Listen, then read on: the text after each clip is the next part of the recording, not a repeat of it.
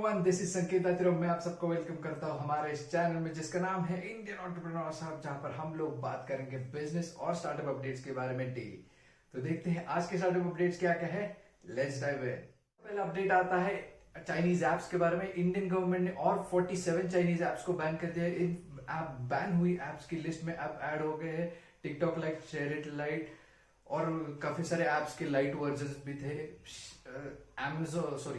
Ali express भी इस list में था जो बैन हो चुका है। इसलिए इंडिया की ड्रॉप शिपिंग इंडस्ट्री को इससे काफी फर्क पड़ सकता है। साथ ही साथ पबजी भी इस लिस्ट में आ सकता है। इंडियन गवर्नमेंट ने एक और भी चीज बताई थी कि और भी कई सारे एप्स सर्वेलेंस पर है।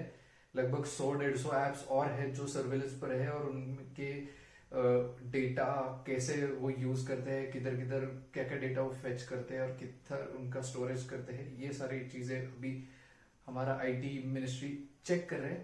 तो और एप्स इस लिस्ट में ऐड हो सकते हैं। इंडिया का ये बहुत बड़ा मूव है चाइना के अगेंस्ट, और जो भी डेटा प्राइवेसी की इंडिया में बात चल रही है वो बहुत ज्यादा बड़ा इशू बनने वाला है।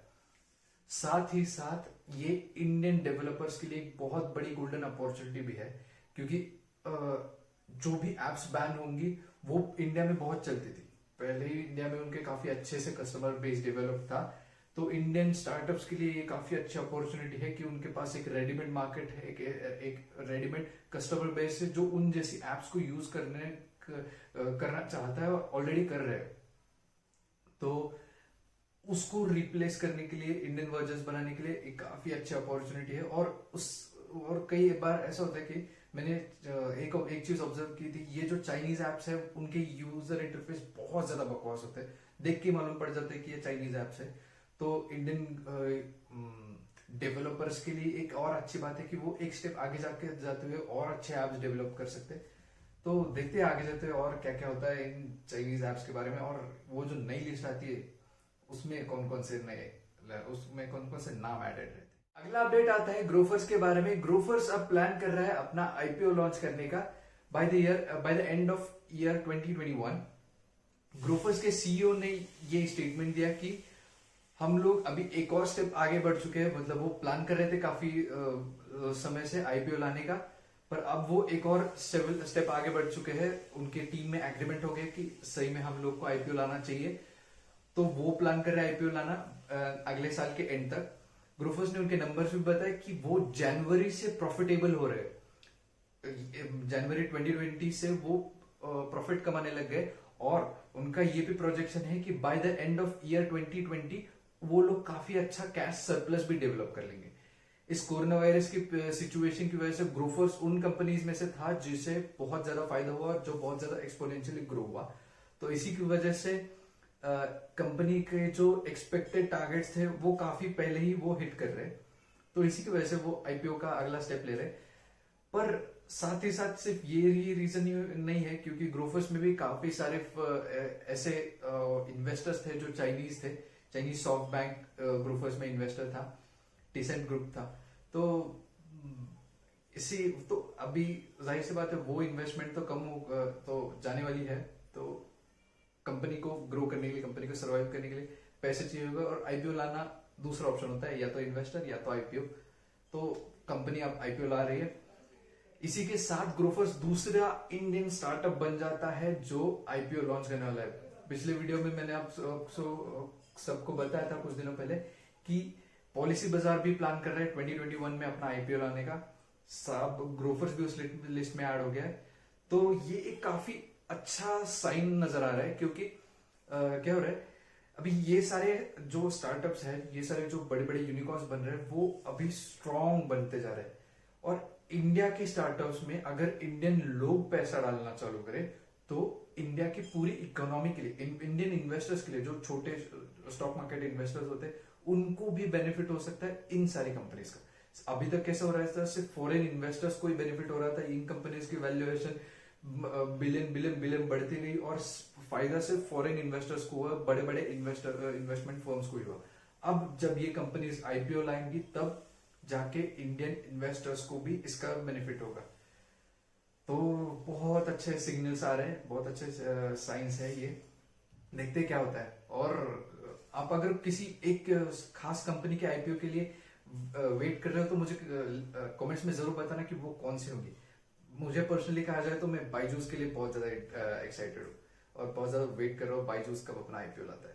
तो देखते हैं। अपडेट आता है गूगल पे के बारे में। गूगल पे अब उनके प्लेटफॉर्म पर मनी लेंडिंग की सर्विस भी देने वाला है। इसके लिए उन्होंने पार्टनर किया है जेस्ट मनी के साथ, और ये दोनों कंपनीज मिलकर गूगल पे के प्लेटफॉर्म पर मनी लेंडिंग चालू करेंगे। एक और खास बात है कि सीधे के जो भी क्लाइंट होगा जिसको भी पैसे उधार लेने होंगे वो सीधे के सीधे गूगल पे की ऐप में से ये पूरे ट्रांजैक्शन कर पाएगा। जेस्ट का वहां पर एक प्रोफाइल रहेगा, वहीं से हम लोग क्रेडिट स्कोर भी चेक कर पाएंगे, और जो भी पूरी प्रोसेस होगी केवाईसी की वगैरह वो गूगल पे के ऐप के थ्रू ही कंप्लीट हो जाएगी। उसके लिए अलग से जेस्ट की वेबसाइट पर जाके नहीं ढूंढना पड़ेगा, गूगल पे की ऐप से ही ये सारी प्रोसेस हो जाएगी। साथ ही साथ गूगल पे और कई सारी ऐसी कंपनी से भी बात कर रहा है ताकि वो इन सर्विसेज में और ज्यादा कंपनीज ऐड कर पाए और ज्यादा ऑप्शंस ऐड करा पाए अपनी यूजर्स के लिए। तो देखते हैं क्या होता है आगे जाते हुए। अगला अपडेट आता है अमेजोन के बारे में। अमेजोन आयरलैंड में एक और कैंपस चालू करने वाला है। इस कैंपस में वो लगभग 1000 इंजीनियर्स को भी 1000 इंजीनियर्स को भी हायर करेंगे, और ये कैंपस टोटली डेडिकेटेड रहेगा AWS यानी कि Amazon वेब सर्विसेज, जो कि Amazon की क्लाउड सर्विस प्रोवाइड करने वाली कंपनी है, उसका ये कैंपस रहेगा। आप सब लोग जानते होंगे इस पैंडेमिक की सिचुएशन में क्लाउड सर्विसेज का यूज बहुत ज्यादा बढ़ गया था। काफी सारी गवर्नमेंट्स भी अब क्लाउड सर्विसेज यूज करने लग गई है। तो इसी की वजह से ये जो डिमांड में सर्ज हुए उस डिमांड को कंप्लीट करने के लिए Amazon वेब सर्विसेज वहां पर ये नया कैंपस लगा रहा है, और ये सारी इंफ्रास्ट्रक्चर डेवलप। अगला अपडेट आता है फोन पे के बारे में। फोन पे ने उनके नंबर्स जारी किए और उसमें उन्होंने कहा है कि वो 2 मिलियन ट्रांजैक्शंस पर डे का मार्क हिट कर चुके हैं। 2 मिलियन यानी 20 लाख ट्रांजैक्शंस पर डे होता है। फोन पे चालू हुआ तो 2016 में, और अब 4 साल बाद वो इस मार्क तक पहुंच चुके हैं। साथ ही साथ इससे ये भी नजर आता है कि इंडिया में ये जो डिजिटल ट्रांजैक्शंस हो रही है, जो डिजिटल फंड ट्रांसफर हो रहे हैं, इस पे लोगों का भरोसा धीरे धीरे बढ़ता जा रहा है। इस इकोनॉमी में, इस फिनटेक इंडस्ट्री में काफी सारे बड़े बड़े प्लेयर्स हैं, और सबका अगर हम लोग एवरेज डेटा देखें तो उनके कंज्यूमर्स में तो नंबर बढ़ते ही जा रहे हैं, साथ ही साथ उनके डेली ट्रांजैक्शंस के नंबर्स भी बढ़ते जा रहे हैं। तो काफी अच्छी बात है, और इंडियन फिनटेक इंडस्ट्री के पॉजिटिव साइंस इससे नजर आते हैं। देखते हैं आगे जाते हुए क्या क्या होता है इस इंडियन फिनटेक इंडस्ट्री और फोन पे और बाकी सारी कंपनीज के साथ। इसका आखिरी अपडेट आता है पेटीएम के बारे में। पेटीएम ने अब उनके प्लेटफॉर्म पर eKYC की सर्विस पूरी तरह से लॉन्च कर दी है। अब वो वीडियो जो भी होता है कि वीडियो कैमरा जो होता है फोन का, उसके जरिए वो केवाईसी की पूरी प्रोसेस कंप्लीट कर लेंगे। इसके लिए उन्होंने आरबीआई को परमिशन मांगी थी और आरबीआई ने वो परमिशन भी ग्रांट कर दी है। और इसी के लिए जो पेटीएम पेमेंट्स बैंक है वो ये सर्विस लेगी, वो ये केवाईसी की सर्विस लेगी। तो इसके जरिए पेटीएम लोगों को किस तरह से कस्टमर्स को अपने सर्व करवा, किस तरह से उनका पूरा एक्सपीरियंस इजी कर पाए, इस पे ध्यान दे रहा है। और धीरे धीरे पेटीएम अगर इस तरह से ही काम करता रहा तो काफी अच्छे ग्रो करेगा। और पेटीएम बैंक, पेटीएम मॉल वगैरह ये सारे जो सब्सिडरीज है, साथ ही साथ पेटीएम अभी स्टॉक ट्रेडिंग भी लॉन्च करने वाला है, तो ये सारी जो सर्विसेज है उसमें पेटीएम काफी अच्छे से एक्सेल कर पाएगा। पेटीएम पहले से ही इस बारे में काफी अच्छा रहा है, क्योंकि जहां तक आप जानते होंगे पेटीएम की शुरुआत हुई थी एक मोबाइल रिचार्ज प्लेटफॉर्म के तौर पर। धीरे धीरे पेटीएम जैसे जैसे मार्केट में नीड्स चेंज होती गई, पेटीएम अपने आप को अडॉप्ट करता रहा उस नए चेंज के बारे में। धीरे धीरे वो नई नई टेक्नोलॉजीज भी अडॉप्ट करते रहा और नए नए सर्विसेज भी लॉन्च करता रहा।